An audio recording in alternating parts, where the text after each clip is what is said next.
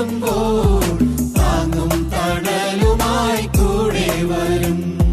പരദേശിയായി നടന്നിടുമ്പോൾ താങ്ങും തണലുമായി കൂടെ വരും.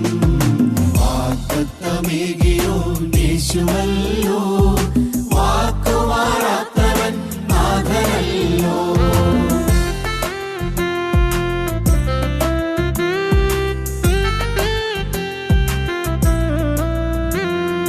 പൂർവപിതാവായ അബ്രഹാമിൻ ഏകിയ വാഗ്ദത്തമേഴല്ലയോ, പൂർവപിതാവായ അബ്രഹാമിൻ ഏകിയ വാഗ്ദത്തം ഏഴല്ലയോ.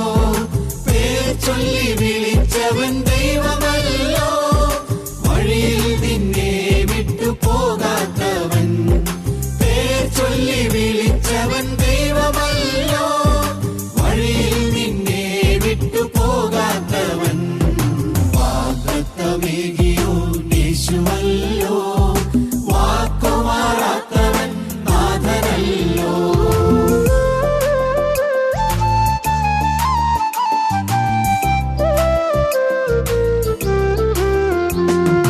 ഈ തീർത്ഥയാത്രയിൽ അന്ത്യകാലേ നിത്യമാം ജീവങ്കലെത്തിച്ചേരും. ഈ തീർത്ഥയാത്രയിൽ അന്ത്യകാലേ നിത്യമാം ജീവങ്കലെത്തിച്ചേരും. നീയൊരനുഗ്രഹമാകുമല്ലോ വിശ്വസിക്കുന്നവർക്കെല്ലാവർക്കുമേ. നീയൊരനുഗ്രഹമാകുമല്ലോ വിശ്വസിക്കുന്നവർക്കെല്ലാവർക്കുമേ.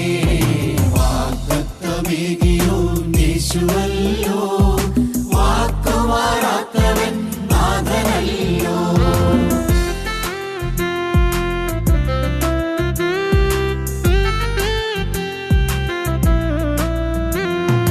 നിന്നെ അനുഗ്രഹിക്കുമേവരെയും ഞാൻ അനുഗ്രഹിക്കുമെന്നീശൻ ചൊന്നു. നിന്നെ അനുഗ്രഹിക്കുമേവരെയും ഞാൻ അനുഗ്രഹിക്കുമെന്നീശൻ ചൊന്നു. നിന്നെ ശപിക്കുന്ന ഏവരെയും ഞാനും ശപിക്കുമെന്നീശൻ ചൊന്നു. നിന്നെ ശപിക്കുന്ന ഏവരെയും ഞാനും ശപിക്കുമെന്നീശൻ ചൊന്നു. വാഗ്ദത്തമേകിയോ യേശുവല്ലോ, വാക്കുമാറാത്തവൻ നാഥനല്ലോ.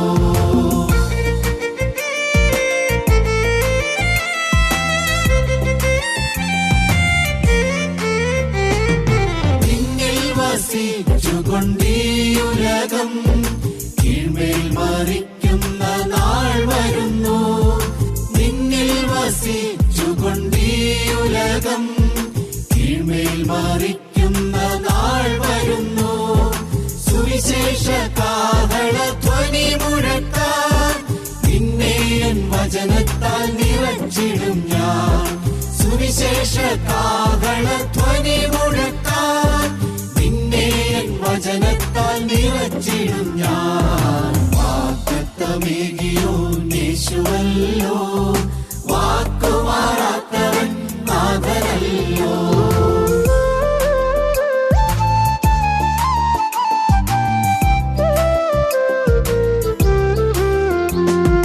നിൻ ഭാരമഖിലവും ഞാൻ വഹിക്കാം, വാർദ്ധക്യകാലത്തും ഫലസമൃദ്ധി.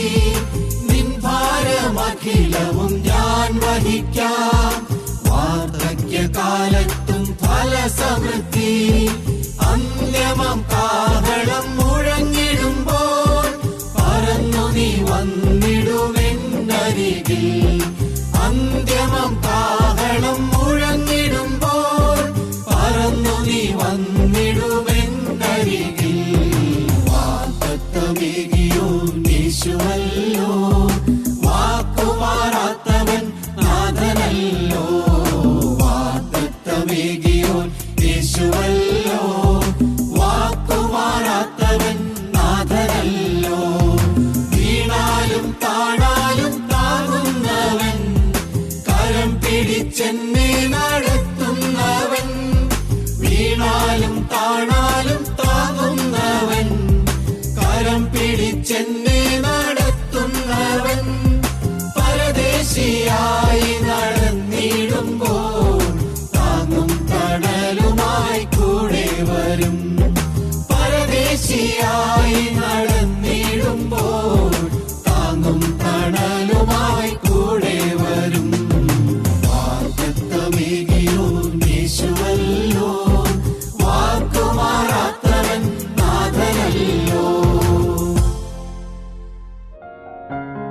ഞങ്ങളും ക്രൂശിക്കപ്പെട്ട ക്രിസ്തുവിനെ പ്രസംഗിക്കുന്നു.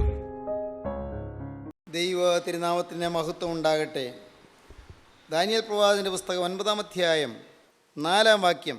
എൻ്റെ ദൈവമായ യഹോവയോട് ഞാൻ പ്രാർത്ഥിച്ച് ഏറ്റു പറഞ്ഞത് എന്തെന്നാൽ, തന്നെ സ്നേഹിക്കുന്നവർക്കും തൻ്റെ കൽപ്പനകളെ പ്രമാണിക്കുന്നവർക്കും നിയമവും ദയയും പരിപാലിക്കുന്നവനായി മഹാനും ഭയങ്കരനുമായ ദൈവമായ കർത്താവേ, ഞങ്ങൾ പാപം ചെയ്തു, വികടമായി നടന്നു, ദുഷ്ടത പ്രവർത്തിച്ചു, ഞങ്ങൾ മത്സരിച്ചു, നിൻ്റെ കൽപ്പനകളും വിധികളും വിട്ടുമാറിയിരിക്കുന്നു. എൻ്റെ ദൈവമായ യഹോവയോട് ഞാൻ പ്രാർത്ഥിച്ച് ഏറ്റു പറഞ്ഞതെന്തെന്നാൽ, ദാനിയേൽ പ്രാർത്ഥിക്കുകയാണ്. ദാനിയേൽ ഹൃദയ നുറുക്കത്തോടെ പ്രാർത്ഥിക്കുകയാണ്. ദാനിയേൽ കുറ്റബോധത്തോടെ പ്രാർത്ഥിക്കുകയാണ്. ദാവീദ് മാനസാന്തരപ്പെട്ടുകൊണ്ട് പ്രാർത്ഥിക്കുകയാണ്. മനം തിരിഞ്ഞ് പ്രാർത്ഥിക്കുകയാണ്. ദൈവത്തിങ്കിലേക്ക് തിരിഞ്ഞ് പ്രാർത്ഥിക്കുകയാണ്. നമ്മുടെ പ്രാർത്ഥന ലോകത്തിലേക്കും ലോക കാര്യങ്ങളിലേക്കും തിരിഞ്ഞിരിക്കുന്നതായ പ്രാർത്ഥനയാണെങ്കിൽ ദൈവസന്നിധിയിലേക്ക് പ്രാർത്ഥന ഉയരുകയില്ല. നമ്മുടെ പ്രാർത്ഥന ദൈവസന്നിധിയിലേക്ക് മുഖം തിരിച്ചുള്ള പ്രാർത്ഥനയായിരിക്കണം. ദൈവത്തെ വാഞ്ചിച്ചുകൊണ്ടുള്ള പ്രാർത്ഥനയായിരിക്കണം. ദൈവത്തെ മാത്രം പ്രസാദിപ്പിക്കുന്നതായ ലക്ഷ്യത്തോടെയുള്ള പ്രാർത്ഥനയായിരിക്കണം. ദാനിയേൽ ദൈവത്തിങ്കിലേക്ക് മുഖം തിരിച്ച് ദാനിയേൽ പ്രാർത്ഥിച്ചു. എങ്ങനെയാണ് പ്രാർത്ഥിച്ചത്?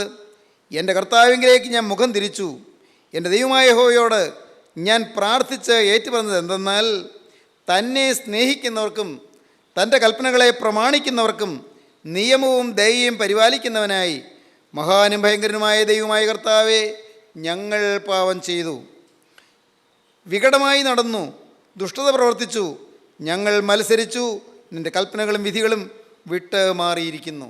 കഴിഞ്ഞ പ്രാവശ്യം നാം ചിന്തിച്ചത്, കൺവിക്ഷൻ വേണം പ്രാർത്ഥനയുടെ പിൻബലത്തിന്, പാവബോധം വേണം. കൺട്രീഷൻ വേണം പ്രാർത്ഥനയുടെ പിൻബലത്തിന്, തകർന്ന ഹൃദയം വേണം. കൺവേർഷൻ വേണം പ്രാർത്ഥനയുടെ പിൻബലത്തിന്, മാനസാന്തരം വേണം. പോരാ, കൺഫെഷൻ വേണം. കൺഫെഷൻ, ഏറ്റുപറയണം, പാപം ഏറ്റുപറയണം. ദാനിയേൽ പ്രകടമായൊരു പാപം ചെയ്തില്ല. ദാനിയേൽ ഏതെങ്കിലും പാപത്തിൽ കുടുങ്ങിയില്ല. ഒരു പാപത്തിൻ്റെ ചിന്തയോ വാക്കോ പ്രവൃത്തിയോ ദാനിയേൽ വന്നു എന്ന് കാണുന്നില്ല. ദാനിയേൽ ഏറ്റവും യോഗ്യമായി നടന്നു, ഉത്കൃഷ്ടമായി നടന്നു, ഉത്കൃഷ്ട മാനസനായിരുന്നു. എങ്കിലും ദാനിയേൽ ഇവിടെ ദൈവസന്നിധിയിൽ വരുമ്പോൾ ദൈവസന്നിധിയിൽ എളിമയോടെ പറയുകയാണ്, ഞങ്ങൾ പാപം ചെയ്തു, ഞങ്ങൾ വികടമായി നടന്നു, ഞങ്ങൾ മത്സരിച്ചു, ഞങ്ങൾ നിൻ്റെ കൽപ്പനകളും വിധികളും വിട്ട് മാറിയിരിക്കുന്നു. പറയുകയാണ്, ഏറ്റുപറയുകയാണ്. യഹോവയോട് ഞാൻ പ്രാർത്ഥിച്ച് ഏറ്റുപറഞ്ഞത് എന്തെന്നാൽ, തന്നെ സ്നേഹിക്കുന്നവർക്കും തൻ്റെ കൽപ്പനകളെ പ്രമാണിക്കുന്നവർക്കും നിയമവും ദയയും പരിപാലിക്കുന്നവനായി മഹാനും ഭയങ്കരനുമായ ദൈവമായ കർത്താവേ, ഞങ്ങൾ പാപം ചെയ്തു, വികടമായി നടന്നു, ദുഷ്ടത പ്രവർത്തിച്ചു, ഞങ്ങൾ മത്സരിച്ചു, നിൻ്റെ കൽപ്പനകളും വിധികളും വിട്ട് മാറിയിരിക്കുന്നു. ദാനിയേലിൻ്റെ ഈ പ്രാർത്ഥനയിൽ നാം കാണുന്ന പ്രത്യേകത, ദാനിയേൽ ദൈവസന്നിധിയിൽ ഏറ്റു പറഞ്ഞുകൊണ്ട് പ്രാർത്ഥിക്കുകയാണ്, കൺഫസ് ചെയ്തുകൊണ്ട് പ്രാർത്ഥിക്കുകയാണ്, പാപം ഏറ്റു പറഞ്ഞുകൊണ്ട് പ്രാർത്ഥിക്കുകയാണ്. പാപം ഏറ്റു പറയാതെ, പാപം മൂടി വെച്ചുകൊണ്ട്, പാപം മറച്ചു വെച്ചുകൊണ്ട് നാം പ്രാർത്ഥിക്കുന്നെങ്കിൽ ദൈവസന്നിധിയിലേക്ക് നമ്മുടെ പ്രാർത്ഥന ഉയരുകയില്ല. ഞാൻ എൻ്റെ ഹൃദയത്തിൽ അകൃത്യം കരുതിയിരുന്നുവെങ്കിൽ കർത്താവ് കേൾക്കയില്ലായിരുന്നു എന്ന് ദാവീദ് പറഞ്ഞു. ഹൃദയത്തിൽ അകൃത്യം ഉണ്ടെങ്കിൽ, പാപത്തിൻ്റെ ഏതെങ്കിലും മാറ്റുലികൾ പോലുള്ളതായ അനുരണനങ്ങൾ നമ്മുടെ ഹൃദയത്തിൻ്റെ ഇടയിലുണ്ടെങ്കിൽ ദൈവസന്നിധിയിലേക്ക് പ്രാർത്ഥന ഉയരുകയില്ല. സദൃശവാക്യങ്ങളുടെ പുസ്തകം 28-ാം അധ്യായത്തിൽ നാം വായിക്കുന്നുണ്ട് 13-ാം വാക്യം, താൻ ലംഘനങ്ങളെ മറയ്ക്കുന്നവന് ശുഭം വരികയില്ല, അവ ഏറ്റുപറഞ്ഞുപേക്ഷിക്കുന്നവനോ കരുണ ലഭിക്കും. സദൃശവാക്യങ്ങളുടെ പുസ്തകം 28-ാം അധ്യായത്തിൻ്റെ 13-ാം വാക്യമാണത്. തൻ്റെ ലംഘനങ്ങളെ മറയ്ക്കുന്നവന് ശുഭം വരികയില്ല, അവ ഏറ്റുപറഞ്ഞ് ഉപേക്ഷിക്കുന്നവനോ കരുണ ലഭിക്കും. യാതൊരു അയവുമില്ലാതെ പാപങ്ങൾ ഏറ്റുപറയാൻ നാം തയ്യാറാകണം. ഒന്നും മറച്ചു വയ്ക്കരുത്, ഒന്നും ഒളിച്ചു വയ്ക്കരുത്. ദൈവസന്നിധിയിൽ ഒന്നും മറഞ്ഞിരിക്കുന്നില്ല. എല്ലാം നഗ്നവും മലർന്നുമായി കിടക്കുന്നു. നിത്യനായ ദൈവത്തിൻ്റെ കൺമുമ്പിൽ എല്ലാം തുറന്നിരിക്കുന്നു. അവൻ നമ്മുടെ ഹൃദയങ്ങളെ തൂക്കി നോക്കുന്നു. ദൈവസന്നിധിയിൽ തുറന്ന് ഏറ്റു പറയണം. പാപം ദൈവത്തിന് അറിയാൻ വയ്യഞ്ഞിട്ടാണോ? എൻ്റെ പാപം ദൈവത്തിന് അറിയാൻ വയ്യേ എന്നാൽ ഞാൻ ഏറ്റു പറയുന്നത് എന്തിനാണ്? ഞാൻ അറിഞ്ഞു എന്നുള്ളൊരു തെളിവാണ് ഞാൻ ഏറ്റു പറയുന്നത്. ദൈവം അറിഞ്ഞു, എൻ്റെ പാപം ദൈവത്തിനറിയാം, പക്ഷേ ഞാനത് അറിഞ്ഞു, അതിനെ ഓർത്ത് ദുഃഖിക്കുന്നു എന്നുള്ളതിൻ്റെ തെളിവാണ് ഞാൻ പാപം ഏറ്റു പറയുന്നത്. ലംഘനങ്ങളെ മറയ്ക്കുന്നതിന് ശുഭം വരികയില്ല. അവ ഏറ്റുപറഞ്ഞുപേക്ഷിക്കുന്നവനോ കരുണ ലഭിക്കും. പ്രിയപ്പെട്ടവരെ, നാം പാവം ഏറ്റുപറയുന്ന പ്രകൃതമുള്ളവരാണോ? പാവം തുറന്ന് സമ്മതിക്കാനുള്ള മനസ്സുണ്ടോ? ദൈവസന്നിധിയിൽ ഏകാന്തത്തിൽ ഇരുന്നു കൊണ്ട് നമ്മുടെ ഉള്ളു പകരാൻ നമുക്ക് സാധിക്കുന്നുണ്ടോ? നമ്മുടെ പാപങ്ങൾ എണ്ണി എണ്ണി ഓർത്ത് പ്രാർത്ഥിക്കാൻ നമുക്ക് കഴിയുന്നുണ്ടോ? നമ്മിൽ പലരും ദീർഘസമയം പ്രാർത്ഥിക്കുന്നവരാണ്, എനിക്കറിയാം. പലരും പ്രാർത്ഥിക്കുന്നുണ്ട്. എന്നാൽ അടുത്തറിയുമ്പോഴാണ് ഒരു കാര്യം മനസ്സിലാകുന്നത്. പ്രാർത്ഥിക്കുന്നു എന്ന പേരിൽ നാം കുറേ സമയം ചെലവഴിക്കുന്നുള്ളതല്ലാതെ, വേണമെങ്കിൽ സ്തുതിച്ചുകൊണ്ടിരിക്കുകയോ അല്ലെങ്കിൽ വേദപുസ്തകം വായിച്ചുകൊണ്ടിരിക്കുകയോ അല്ലാതെ അവനവൻ്റെ ജീവിതത്തിലേക്ക് തിരിഞ്ഞു നോക്കി എൻ്റെ ബന്ധനങ്ങൾ എന്തെല്ലാമാണ്, ഇനിയും ഞാൻ ക്രിസ്തുവിൻ്റെ സ്വഭാവം പ്രാപിക്കാൻ എന്തെല്ലാമാണ് മാറ്റം വരുത്തേണ്ടത് എന്ന് പലപ്പോഴും നാം ചിന്തിക്കുന്നില്ല.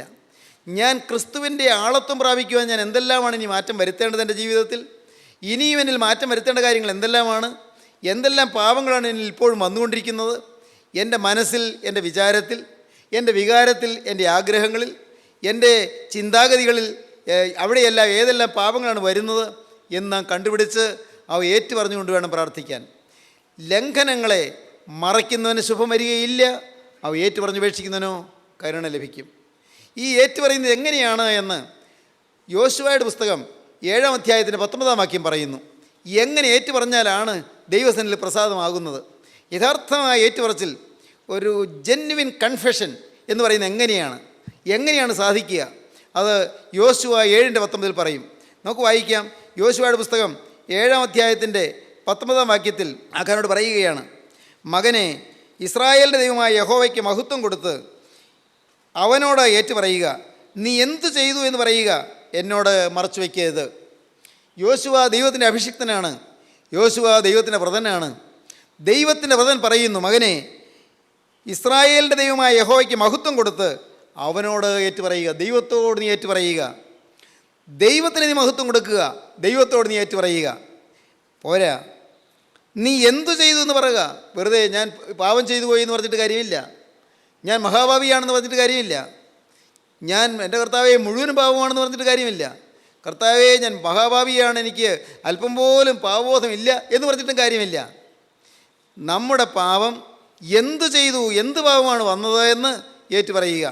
ആഖാനോട് യോശുവ പറയുകയാണ്, മകനെ, ഇസ്രായേലിൻ്റെ ദൈവം യഹോവയ്ക്ക് മഹത്വം കൊടുത്ത് അവനോട് ഏറ്റുപറയുക, നീ എന്തു ചെയ്തു എന്ന് പറയുക, എന്നോട് നീ മറച്ചു വയ്ക്കരുത്. ദൈവത്തിൻ്റെ വ്രതസ്ഥനായ, ദൈവത്തിൻ്റെ പ്രതിപുരുഷനായ, ദൈവത്തിൻ്റെ വ്രതനായ യോശുവയോട് എന്നോട് നീ മറച്ചു വയ്ക്കരുത്. ദൈവത്തോട് നീ ഏറ്റുപറയുക, എന്ത് ചെയ്തു എന്ന് പറയുക, എന്നോട് നീ മറച്ചു വയ്ക്കരുത്. ഉടനെ ആഖാൻ പറയുകയാണ്, ഞാൻ കൊള്ളയുടെ കൂട്ടത്തിൽ വിശേഷമായ ഒരു ബാബിലോന്യ മേലങ്കിയും 200 ശേക്കൽ വെള്ളിയും 50 ശേക്കൽ തൂക്കമുള്ളൊരു പൊൻകട്ടിയും കണ്ടു, മോഹിച്ചു, എടുത്തു. അവ എൻ്റെ കൂടാരത്തിന് നടുവിൽ നിലത്ത് കുഴിച്ചിട്ടിരിക്കുന്നു. ഒരു ബാബിലോന്യ മേലങ്കി ഞാൻ എടുത്തു. പോരാ, 200 ശേക്കൽ വെള്ളി അത് ഞാൻ കണ്ടു മോഹിച്ചു. 50 ശേക്കൽ തൂക്കമുള്ള പൊൻകട്ടി അതും കണ്ടു, മോഹിച്ചു, എടുത്തു, ഞാൻ ഒളിച്ചു വെച്ചു. ഓരോന്നും സ്പെസിഫിക്കായിട്ട് ഏറ്റു പറയുകയാണ്. ഇന്ന സമയത്ത് ഇന്ന വിധത്തിൽ എനിക്ക് പാപം വന്നു, ഇന്ന സമയത്ത് ഇന്ന പ്രകാരത്തിലെല്ലാം പാപം എന്നിൽ വ്യാപരിച്ചു. വ്യക്തമായും കൃത്യമായും വളരെ ചിട്ടയായും ഏറ്റുപറയുകയാണ്. നമ്മുടെ ജീവിതത്തിൽ പാപം ഏറ്റുപറയുന്നത് കൃത്യമായിട്ടാകട്ടെ, പാവം ഏറ്റുപറയുന്നത് വിശദമായിട്ടാകട്ടെ, പാവം ഏറ്റുപറയുന്നത് നിയതമായിട്ടാകട്ടെ, കൃത്യമായിട്ടാകട്ടെ, പാവം ചിട്ടയായി ഏറ്റുപറയുക. അങ്ങനെ ചെയ്യുമ്പോൾ അപ്പോൾ എന്ത് സംഭവിക്കും? യോഹന്നാൻ്റെ 1-ാമത്തെ ലേഖനം 1-ാം അധ്യായം നോക്കാം. 9-ാം വാക്യം, നമ്മുടെ പാപങ്ങളെ ഏറ്റുപറയുന്നു എങ്കിൽ അവൻ നമ്മുടെ പാപങ്ങളെ ക്ഷമിച്ച് സകല നീതിയും പോക്കി നമ്മെ ശുദ്ധീകരിപ്പാൻ തക്കവണ്ണം വിശ്വസ്തനും നീതിമാനുമാകുന്നു. പാപം ഏറ്റുപറയുമ്പോൾ അപ്പോൾ എങ്ങനെ ഏറ്റുപറയണം? ദൈവത്തോട് ഏറ്റുപറയണം. ദൈവത്തിന് വ്രതസ്ഥനോട് മറച്ചു വയ്ക്കരുത്. എണ്ണി എണ്ണി കൃത്യമായി ഏറ്റുപറയണം. പാപം മറച്ചു വയ്ക്കരുത്. ഏറ്റുപറഞ്ഞ് ഉപേക്ഷിക്കുകയും ചെയ്യണം. ഏറ്റുപറഞ്ഞാൽ പോരാ, മേലിൽ ആവർത്തിക്കുകയില്ല. അങ്ങനെ ചെയ്യുമ്പോൾ നമ്മുടെ പാപങ്ങൾ ഏറ്റുപറയുന്നുവെങ്കിൽ അവൻ നമ്മോട് പാപങ്ങളെ ക്ഷമിച്ച് സകല നീതിയും പോക്കി നമ്മെ ശുദ്ധീകരിപ്പാൻ തക്കവണ്ണം വിശ്വസ്തനും നീതിമാനുമാകുന്നു. നമ്മുടെ അനീതിയെല്ലാം കർത്താവ് പോക്കും. അതാണ് 7-ാം വാക്യത്തിൽ പറയുന്നത്. കർത്താവായ യേശുക്രിസ്തുവിൻ്റെ രക്തം സകല പാപവും പോക്കി നമ്മെ ശുദ്ധീകരിക്കുന്നു. സഹോദരങ്ങളെ, ഈ സമയത്ത് ഞാൻ വളരെ ലളിതമായൊരു കാര്യം നിങ്ങളുടെ അനുഭവത്തിലേക്ക് ചേർത്ത് പറയട്ടെ. നിങ്ങൾക്ക് സാധിക്കാവുന്നൊരു അനുഭവം പറയട്ടെ. പാവം ക്ഷമിച്ച് കിട്ടിയെന്നുള്ള ഉറപ്പ് കിട്ടിയാൽ എന്തോ ഒരു സന്തോഷമാണെന്നോ, എന്തോ ഒരു സ്വാതന്ത്ര്യമാണെന്നോ, മനസ്സിനെന്തൊരു ആശ്വാസമാണെന്നോ. എൻ്റെ പാപങ്ങൾ കർത്താവ് ക്ഷമിച്ചു തന്നു. എൻ്റെ എണ്ണിത്തീർത്താലും തീരാത്ത പാവങ്ങൾ കർത്താവായ യേശു ക്രിസ്തു ക്ഷമിച്ചു തന്നു എന്ന് ഒരു ഉറപ്പ് കിട്ടിയാൽ എന്തൊരു സൗഭാഗ്യം, എന്ത് സ്വസ്ഥതയാണ് ഹൃദയത്തിൽ, എന്തൊരു മനോവീര്യമാണ് നമുക്ക് ലഭിക്കുന്നത്, എന്ത് ധൈര്യമാണ് നമുക്ക് ലഭിക്കുന്നത്, എന്തൊരു പ്രാഗൽഭ്യമാണ് നമുക്ക് ലഭിക്കുന്നത്. പാപം കർത്താവ് ക്ഷമിച്ചു തന്നു എന്ന്. ദൈവത്തിന് സ്തോത്രം. ദൈവത്തിൻ്റെ വലിയ നാമം മഹത്വപ്പെടട്ടെ. ഞാൻ മാനസാന്തരപ്പെട്ട ആദ്യ കാലങ്ങളിൽ എനിക്ക് കർത്താവ് തന്നൊരു ഭാഗ്യം അതായിരുന്നു. പാവങ്ങളെല്ലാം കർത്താവ് ക്ഷമിച്ചു തന്നു എന്നുള്ളതായ ഒരു ഭാഗ്യം. എന്ന് അന്ന് മുതൽ ഇന്നയോളം കർത്താവ് തരുന്ന ഒരു ഭാഗ്യം നിങ്ങളോട് പറയട്ടെ. ഇന്ന് ഇത്രയും പ്രായമായി ഞാൻ പറയട്ടെ, ഇന്നും എനിക്ക് കർത്താവ് തരുന്നൊരു ഭാഗ്യം. എപ്പോഴെല്ലാം ഞാൻ കർത്തൃഭാഗത്തിൽ ചെല്ലുന്നുണ്ടോ അപ്പോഴൊന്നും എനിക്ക് അഭിമാനകരമായിട്ടൊന്നുമില്ലെന്ന് പറഞ്ഞാണ് ഞാൻ ചെല്ലുന്നത്. കർത്താവേ, നീ തന്നതിനൊത്തതുപോലെയൊന്നും ഞാൻ നിന്നിട്ടില്ലെന്നാണ് പറഞ്ഞാണ് ഞാൻ ചെല്ലുന്നത്. നീ എനിക്ക് തന്ന അനുഗ്രഹങ്ങൾക്കൊത്തതുപോലെയൊന്നും ഞാൻ വിശ്വസ്തയോടെ നിന്നില്ല എന്നാണ് ഞാൻ ദൈവത്തോട് ഏറ്റു പറയുന്നത്. ദൈവത്തിന് സ്തോത്രം. ആത്മാക്കളെക്കുറിച്ചുള്ള ഭാരം, നഷ്ടപ്പെട്ടു പോകുന്ന ജനത്തെക്കുറിച്ചുള്ളതായ ഭാരം, ഇടം കൈയും വലം കൈയും തിരിച്ചറിയാൻ പാടില്ലാത്ത പാവപ്പെട്ട ജനതയെക്കുറിച്ചുള്ളതായ ഭാരം, കരുണയുള്ള കർത്താവേ, ആ ഭാരം എൻ്റെ ഹൃദയത്തിൽ നിറച്ചു തരണമേ എന്ന് ഞാൻ പ്രാർത്ഥിച്ചു. നിങ്ങളോട് ഞാൻ പറയട്ടെ, എൻ്റെ ബഹുമാന്യ സഹോദരങ്ങളെ, നിങ്ങൾക്ക് തിരിഞ്ഞു നോക്കി ദുഃഖിക്കാൻ എന്തെങ്കിലും ഉണ്ടോ? നിങ്ങൾക്ക് ഏറ്റു പറയാൻ എന്തെങ്കിലും ഉണ്ടോ? നിങ്ങൾക്ക് ദൈവത്തോട് കുറ്റബോധത്തോടെ സമ്മതിക്കാൻ എന്തെങ്കിലും ഉണ്ടോ? കർത്താവേ, എൻ്റെ ദൈവമേ, നീ എനിക്ക് എല്ലാ നന്മകളും തന്നു, എനിക്ക് അനുഗ്രഹം തന്നു, എനിക്ക് സുബോധം തന്നു, എനിക്ക് ആരോഗ്യം തന്നു, എനിക്കൊരു നല്ല കുടുംബം തന്നു, നല്ല കുടുംബജീവിതം തന്നു, സ്നേഹമുള്ള ഭാര്യയെ തന്നു, അല്ലെങ്കിൽ സ്നേഹമുള്ള ഭർത്താവിനെ തന്നു, എനിക്ക് നല്ല അനുസരണമുള്ള കുഞ്ഞുങ്ങളെ തന്നു, എല്ലാം നീ തന്നു. പക്ഷേ കർത്താവേ, എനിക്ക് ഇന്നും നിന്നോട് പരാതിയേ ഉള്ളൂ, ഇന്നും എനിക്ക് നിന്നോട് പരിഭവമേ ഉള്ളൂ. എനിക്കില്ലാത്തതിനെക്കുറിച്ചുള്ള പരിഭവമാണ്. ഉള്ളതിനെക്കുറിച്ചുള്ളതായ സന്തോഷവും സംതൃപ്തിയുമല്ല എൻ്റെ ഹൃദയത്തിലുള്ളത്. ഇല്ല എന്നുള്ള പരിഭവമായിട്ടാണ് ഞാനിപ്പോൾ നിൻ്റെ അടുക്കലേക്ക് പലതും പറഞ്ഞുകൊണ്ട് വരുന്നത്. കർത്താവേ, എനിക്ക് എൻ്റെ ദൈവമേ, നീ ഇതെല്ലാം തന്നല്ലോ എന്നുള്ള നന്ദി പറഞ്ഞുകൊണ്ട് വരാൻ എനിക്ക് പലപ്പോഴും സാധിച്ചിട്ടില്ല. നന്ദി ചിലപ്പോഴെല്ലാം വരും, പക്ഷേ പലപ്പോഴും നന്ദി പറഞ്ഞുകൊണ്ട് വരാൻ എനിക്ക് സാധിച്ചിട്ടില്ല. നീ തന്ന അനുഗ്രഹങ്ങൾ എന്തെല്ലാമാണ് കർത്താവേ, എൻ്റെ ദൈവമേ, മറ്റാർക്കും ഇല്ലാത്തതുപോലെ എന്തെല്ലാം അനുഗ്രഹങ്ങളാണ് നീ എനിക്ക് തന്നത്. നിങ്ങൾക്ക് ഓരോരുത്തർക്കും ഓർക്കാൻ വകയുണ്ട്, ഓരോരുത്തർക്ക് എണ്ണി പറഞ്ഞ് ദൈവത്തെ സ്തുതിക്കാൻ വകയുണ്ട്. കർത്താവ് തന്ന സുബോധത്തിന് വേണ്ടി ദൈവത്തെ സ്തുതിക്കണം. ഇന്നൊരു ഓർമ്മശക്തി തന്നതിന് വേണ്ടി ദൈവത്തെ സ്തുതിക്കണം. ഇന്ന് കണ്ണിന് കാഴ്ച തന്നതിന് വേണ്ടി ദൈവത്തെ സ്തുതിക്കണം. ഇന്ന് ആരോഗ്യത്തോടെ ഒന്ന് ഈ വചനം കേൾക്കാൻ ഇടയായതിനു വേണ്ടി ദൈവത്തെ സ്തുതിക്കണം. ഇന്ന് കർത്താവിൻ്റെ പാദപീഠത്തിലിരുന്ന് പാവങ്ങളോർത്ത് ചിന്തിച്ച് കരയാനുള്ള കൃപ ലഭിച്ചതിന് വേണ്ടി ദൈവത്തെ സ്തുതിക്കണം. പ്രിയപ്പെട്ടവരെ, നിങ്ങൾ ചിന്തിക്കൂ, നിങ്ങൾക്ക് വാസ്തവമായി പാപങ്ങൾ ഏറ്റു പറയാനുള്ള വകയുണ്ടോ? ദൈവത്തിന് സ്തോത്രം.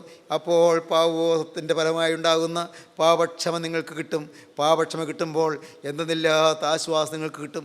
മനസ്സെന്ത് സ്വാതന്ത്ര്യമുള്ളതായി തീരും, മനസ്സിനെന്ത് സ്വതന്ത്രമായി തീരും, മനസ്സിനെന്ത് സന്തോഷം കിട്ടും, എന്തോ ഒരു ആശ്വാസം കിട്ടും, എന്തോ ഒരു അനുഭവം. പ്രിയപ്പെട്ടവരെ, നിങ്ങൾ അനുഭവിക്കണമെന്നാണ് ഞാൻ പറഞ്ഞത്. പാപമോചനത്തിൻ്റെ സൗഖ്യം, പാപക്ഷമയുടെ സന്തോഷം, പാപം ക്ഷമിച്ച് കിട്ടിയതുള്ളതായ സംതൃപ്തി, കഴിഞ്ഞതെല്ലാം എൻ്റെ കർത്താവ് മായ്ച്ചു തന്നല്ലോ എന്നുള്ളതായ സന്തോഷം, കഴിഞ്ഞ കാലങ്ങൾ കർത്താവ് എല്ലാം മായ്ച്ചു തന്നല്ലോ എന്നുള്ളതായ സന്തോഷം, കഴിഞ്ഞ കാലങ്ങളിലെ പാവങ്ങളെല്ലാം കർത്താവ് മായ്ച്ചു തീർത്തല്ലോ, എല്ലാം മറച്ചു തന്നല്ലോ എന്നുള്ളതായ സന്തോഷം.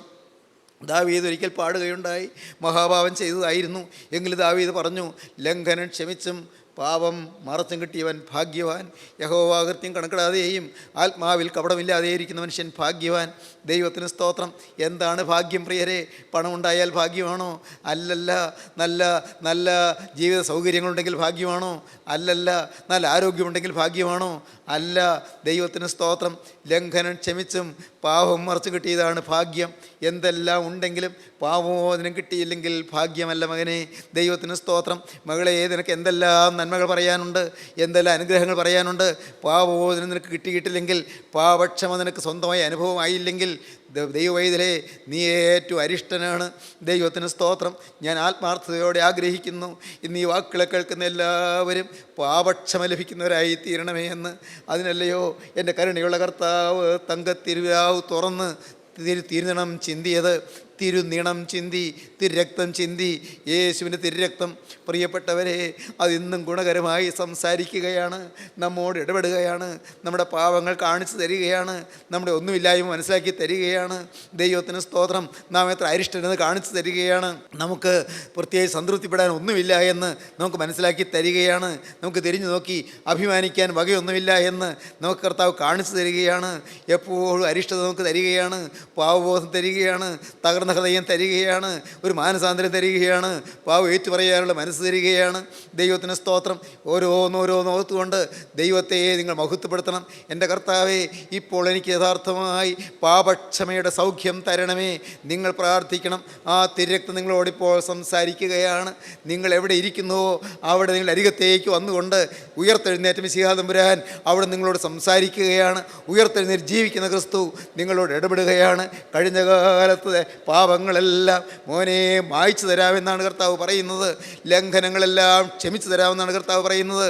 അകൃത്യങ്ങളെല്ലാം നീക്കിത്തരാമെന്നാണ് കർത്താവ് പറയുന്നത്. അവൻ നമ്മുടെ അതിക്രമങ്ങൾ നിമിത്തം മുറിവേറ്റും നമ്മുടെ അകൃത്യങ്ങൾ നിമിത്തം തകർന്നു വിരിക്കുന്നു. നമ്മുടെ സമാധാനത്തിനായുള്ള ശിക്ഷ അവൻ്റെ മേലായി, അവൻ്റെ അടിപ്പിടലുകളാൽ നമുക്ക് സൗഖ്യം വന്നിരിക്കുന്നതാണ് പറയുന്നത്. ദൈവത്തിന് സ്തോത്രം. പ്രിയപ്പെട്ടവരെ, എന്തിന് നാം പാപം സംബന്ധിച്ച് മരിച്ച് നീതിക്ക് ജീവിക്കേണ്ടതിന് അവൻ തൻ്റെ ശരീരത്തിൽ നമ്മുടെ പാപം ചുമന്നുകൊണ്ട് കുരിശിന്മേൽ കയറി അവൻ്റെ അടിപ്പിണരുകളാൽ നമുക്ക് സൗഖ്യം വന്നിരിക്കുന്നു. നമ്മുടെ പാപം വഹിച്ചു, അവൻ കുരിശിന്മേൽ കയറി. എന്തിന്? നാം പാപത്തെ സംബന്ധിച്ചിടത്തോളം മരിച്ചവരായി തീരണം. പാപത്തെ സംബന്ധിച്ച് നാം മരിച്ചു തീർന്നവരായി തീരണം. എന്നിട്ടോ നാം പിന്നെ എങ്ങനെ ജീവിക്കണം? നീതിക്കായി ജീവിക്കണം. നീതിമാനായ ക്രിസ്തുവിന് വേണ്ടി ജീവിക്കണം. അതിനുവേണ്ടിയാണ് ക്രിസ്തു ക്രൂശിൽ മരിച്ചത്, മറ്റൊന്നിനു വേണ്ടിയല്ല ജീവിക്കുന്നത്. ക്രിസ്തു മരിച്ചത് അതിനുവേണ്ടിയാണ്. അവൻ ഉയർത്തെഴുന്നേറ്റ് ജീവിക്കുന്നത്. നാം പാപം സംബന്ധിച്ച് മരിക്കണം, എന്നിട്ടോ നീതിക്ക് ജീവിക്കണം. അതുമാത്രമാണ് ക്രിസ്തുവിൻ്റെ കുരിശ് മരണത്തിൻ്റെ ലാക്ക്. നാം പാപം സംബന്ധിച്ച് മരിച്ച് നീതിക്ക് ജീവിക്കണം. പാപം സംബന്ധിച്ച് മരിച്ചു, മദ്യപാനത്തിന് മരിച്ചു, ദുശ്ശീലങ്ങൾക്ക് മരിച്ചു, സിനിമയ്ക്ക് മരിച്ചു, കൊള്ളരുതാത്ത ബന്ധങ്ങൾക്ക് മരിച്ചു, അശുദ്ധിക്ക് മരിച്ചു, വ്യഭിചാരശീലത്തിന് മരിച്ചു, പരസംഗമോഹത്തിന് മരിച്ചു. കർത്താവേ, എൻ്റെ ദുസ്വഭാവങ്ങൾക്ക് മരിച്ചു, എൻ്റെ കോപത്തിന് ഞാൻ മരിച്ചു, എൻ്റെ ക്രോധത്തിനും കലഹത്തിനും ഞാൻ മരിച്ചു, എൻ്റെ ഏഷണിക്കും ദുർവാശിക്കും ഞാൻ മരിച്ചു. കർത്താവേ, ഞാനിതാ ഒരു പുതിയ മനുഷ്യനാണ്, ഞാൻ നീതിക്ക് ജീവിക്കുന്നു. ദൈവത്തിന് സ്തോത്രം. പാപത്തിന് മരിച്ചു, നീതിക്ക് ജീവിക്കുന്ന അനുഭവം. പാപത്തിന് മരിച്ചു തീർന്നു, ഇനി പുതുതായിട്ട് ജീവിക്കുന്നത് നീതിക്ക് വേണ്ടിയാണ്. നീതി, ക്രിസ്തുവിൻ്റെ നീതി, ക്രിസ്തുവിൻ്റെ നന്മ, ക്രിസ്തുവിൻ്റെ സത്യം, ക്രിസ്തുവിൻ്റെ ശരി, അതിനായിട്ട് ഞാൻ ജീവിക്കുകയാണ്. പാപം സംബന്ധിച്ചിടത്തോളം ഞാൻ മരിച്ചു കഴിഞ്ഞു. ഇതാ ഒരുത്തൻ ക്രിസ്തുവിലായാൽ പുതിയ സൃഷ്ടിയാകുന്നു, പഴയത് കഴിഞ്ഞുപോയി, ഇതാ അത് പുതുതായി തീർന്നിരിക്കുന്നു. ദൈവജനമേ, നിങ്ങൾ പുതുതായി തീർന്നുവോ? പുതിയ സൃഷ്ടിയായി തീർന്നുവോ? പഴയ സ്വഭാവം മാറിയോ? പാപങ്ങൾ ഏറ്റുപറഞ്ഞ് പുതിയ സൃഷ്ടിയായി തീരുക. പഴയ പാപങ്ങളൊന്നും ഇനി നിങ്ങളുടെ മേൽ അവകാശം പ്രാപിപ്പാൻ ഇല്ലാത്തതുപോലെ, അവകാശം പറയാനില്ലാത്തതുപോലെ നിങ്ങൾ പുതിയ അനുഭവത്തിലേക്ക് വരിക. പഴയ പാവങ്ങളോട് നിങ്ങൾ എന്നേക്കുമായി യാത്ര പറഞ്ഞു എന്നുള്ള ഉറപ്പും നിർണയവും നിശ്ചയവും നിങ്ങൾക്കുണ്ടാകട്ടെ. തീർന്നു എൻ്റെ പഴയ ജീവിതം, തീർന്നു എൻ്റെ കോപ സ്വഭാവം, തീർന്നു എൻ്റെ മദ്യപാന സ്വഭാവം, തീർന്നു എൻ്റെ ദുർനടപ്പ്, തീർന്നു എൻ്റെ കർത്താവേ ദുശ്ശീലങ്ങൾ, തീർന്നു എൻ്റെ ജീവിതം ഞാൻ പൊഴപ്പിക്കളയുന്നത്, തീർന്നു എൻ്റെ ക്രൂരത, തീർന്നു എൻ്റെ ദുഷ്ടത, എൻ്റെ കർത്താവേ തീർന്നു, പഴയ ജീവിതം തീർന്നു.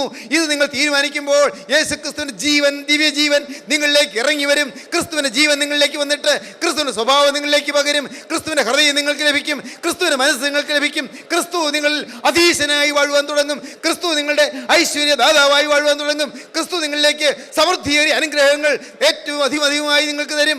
അനുഗ്രഹങ്ങളുടെ സമൃദ്ധി നിങ്ങൾക്ക് ലഭിക്കും. പ്രിയപ്പെട്ടവരെ, നിങ്ങൾക്ക് ഈ യേശുവിനെ വേണമോ? അവനിതാ നിങ്ങളുടെ അരികത്തേക്ക് വന്നിരിക്കുന്നു. ആണിപ്പാടുള്ള കരവും നീട്ടിക്കൊണ്ട് അവൻ അരികത്ത് വന്ന് കെഞ്ചി നിൽക്കുന്നു. ഞാനിതാ വാതിൽക്കൽ നിന്ന് മുട്ടുന്നു. ആരെങ്കിലും ഒരു ശബ്ദം കേട്ട് വാതിൽ തുറന്നാൽ ഞാൻ അവൻ്റെ അടുക്കൽ ചെന്ന് ഞാൻ അവനോടും അവൻ എന്നോടും കൂടി അത്താഴം കഴിക്കുന്ന യേശു പറയുന്നു. ദൈവത്തിന് സ്തോത്രം. ഇന്നലെ ഞാൻ ചിന്തിച്ചു, ആ സപ്പർ റൂം അത് ത്രോൺ റൂമായി മാറിയെന്ന്. അത്താഴത്തിൻ്റെ മുറി, തിരുവത്താഴത്തിൻ്റെ മുറി അത് സിംഹാസനത്തിൻ്റെ മുറിയായി മാറിയെന്ന്. യേശുവിനോട് അത്താഴം കഴിക്കുന്ന മുറി യേശുവിൻ്റെ സിംഹാസനത്തിൻ്റെ മുറിയായി മാറുകയാണ്. ഞാൻ നിന്നോട് അത്താഴം കഴിക്കുമെന്ന് പറയുന്നു. സിംഹാസനത്തിൽ ഇരിപ്പാൻ വരം നൽകുമെന്നാണ് പിന്നീട് പറഞ്ഞത്. വെളിപ്പാട് പുസ്തകം 3-20 വാക്യം. ഞാൻ അവന് എൻ്റെ സിംഹാസനത്തിൽ ഇരിപ്പാൻ വരം നൽകും. ദൈവത്തിൻ്റെ സിംഹാസനത്തിൽ ഇരിപ്പാൻ വരം ലഭിക്കുന്നു. എപ്പോൾ?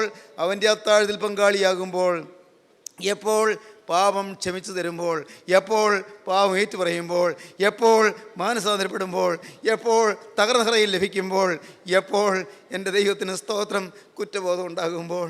ദാനിയേലിൻ്റെ പ്രാർത്ഥന ദൈവത്തിന് പ്രിയമായി. ദാനിയേലിന് ദൈവം മറുപടി കൊടുത്തു. ഇന്ന് എൻ്റെ പ്രിയ സഹോദരങ്ങളെ, നമുക്ക് പ്രാർത്ഥിക്കണ്ടേ? നമുക്ക് നമ്മുടെ ഹൃദയം ദൈവത്തിൽ പകരണ്ടേ? നമുക്ക് ദൈവത്തിൽ നിന്ന് പ്രാർത്ഥനയ്ക്ക് മറുപടി കിട്ടണ്ടേ? നമുക്ക് കർത്താവിൻ്റെ അനുഗ്രഹം പ്രാപിക്കണ്ടേ? നാം നിസ്സാരരായ മനുഷ്യർ, ചുരുങ്ങിയ കാലം മാത്രം ഈ ഭൂമിയിൽ, എത്രയോ ചുരുങ്ങിയ കാലം. ഈ കാലം എത്ര പെട്ടെന്ന് നമുക്ക് പറന്നു പോകും, എത്ര പെട്ടെന്ന് തീർന്നു പോകും. എല്ലാം കഴിഞ്ഞു പോകും, എല്ലാം മാറിപ്പോകും. പ്രിയപ്പെട്ടവർ മാറും, സ്വന്തക്കാർ മാറും, സ്നേഹിതർ മാറും, കൂട്ടാളികൾ മാറും, സഹായികൾ മാറും, എല്ലാം മാറും. ആരോഗ്യം മാറും, സമ്പത്ത് മാറും, സ്വത്ത് മാറും, മക്കൾ മാറും, ഭാര്യ മാറും, ഭർത്താവ് മാറും, മാതാപിതാക്കൾ മാറും, എല്ലാം മാറും. മാറാത്തവൻ യേശു മാത്രം. മാറാത്തവൻ യേശു. ഹല്ലേലൂയ. മാറാത്തവൻ യേശു. Hallelujah, hallelujah, hallelujah. മാറാത്തവൻ എൻ്റെ യേശു. അവനെ നിങ്ങൾ കാണണം, അവനെ നിങ്ങൾ അടുക്കണം, അവനെ നിങ്ങൾ വിളിക്കണം, അവനോട് ഉള്ളു തുറന്ന് പറയണം, കർത്താവേ, എൻ്റെ കഴിഞ്ഞകാല പാവങ്ങൾ ക്ഷമിച്ചു തരണമേ. നിൻ്റെ ആ തിരുരക്തം എൻ്റെ പാവക്കറകൾ കഴുകണമേ. കഴിഞ്ഞകാല പാവങ്ങൾ മായ്ച്ചു തരണമേ. കർത്താവേ, കുറ്റബോധത്തോടെ ഞാനിതാ വരുന്നു, എന്നെ നീ കൈക്കൊള്ളണമേ. പാവം ഏറ്റു പറഞ്ഞുകൊണ്ട് ഞാനിതാ വരുന്നു, എന്നെ നീ സ്വീകരിക്കണമേ. ഒരു പുതിയ ജീവിതം എനിക്ക് തരണമേ. കർത്താവേ, പാവത്തിന് മരിച്ചും ക്രിസ്തുവിൻ്റെ നീതിക്ക് ജീവിക്കുമുള്ള ഒരു പുതിയ ജീവിതം എനിക്ക് തരണമേ. അതിനായുള്ള കൃപ എൻ്റെ മേൽ പകരണമേ. നമുക്ക് പ്രാർത്ഥിക്കാം, നമുക്ക് സമർപ്പിക്കാം. കരുണയുള്ള കർത്താവേ, ഈ നിൻ്റെ വചനം കേട്ട് നിൻ്റെ മക്കളുടെ മേൽ അവിടുത്തെ കരം വെച്ചതിനായി സ്തോത്രം. കർത്താവേ, നിൻ്റെ മക്കൾക്ക് യഥാർത്ഥമായ പാവബോധവും കുറ്റബോധവും നൽകുവാനായി അവിടുത്തെ പരിശുദ്ധാത്മാവ് ശക്തിയോടെ വ്യാപരിക്കുന്നതിനായി നന്ദിയോടെ സ്തോത്രം. എല്ലാവരെയും തഴുകണമേ, എല്ലാവരെയും തലോടണമേ. കരയുന്നവരുടെ കണ്ണുനീര് തുടയ്ക്കണമേ. ദുഃഖിച്ചിരിക്കുന്നവർക്ക് ആശ്വാസം നൽകണമേ. കർത്താവേ, വിരഹ ദുഃഖത്തിലിരിക്കുന്നവർക്ക് സമാധാനം നൽകണമേ. വിയോഗ ദുഃഖത്തിൽ കഴിയുന്നവർക്ക് ശാന്തി നൽകണമേ. കർത്താവേ, മനോഭാവത്തിലിരിക്കുന്നവർക്ക് സാന്ത്വനം നൽകണമേ. എൻ്റെ കരുണയുള്ള കർത്താവേ, രോഗികൾക്ക് സൗഖ്യം നൽകണമേ. കലങ്ങിയിരിക്കുന്ന കുടുംബങ്ങളിലേക്ക് ശാന്തി സമാധാനം അയക്കണമേ. എല്ലാവരെയും തലോടണമേ, എല്ലാവരെയും അനുഗ്രഹിക്കണമേ. അവിടുത്തെ രണ്ടാമത്തെ വരവിന് വേണ്ടി ഞങ്ങൾ എല്ലാവരെയും ഒരുക്കണമേ. യേശുക്രിസ്തുവിൻ്റെ പരിശുദ്ധമായ നാമത്തിൽ പ്രാർത്ഥിക്കുന്ന പിതാവേ, കൃപയോടെ കേൾക്കണമേ. ആമീൻ. ഹല്ലേലൂയ.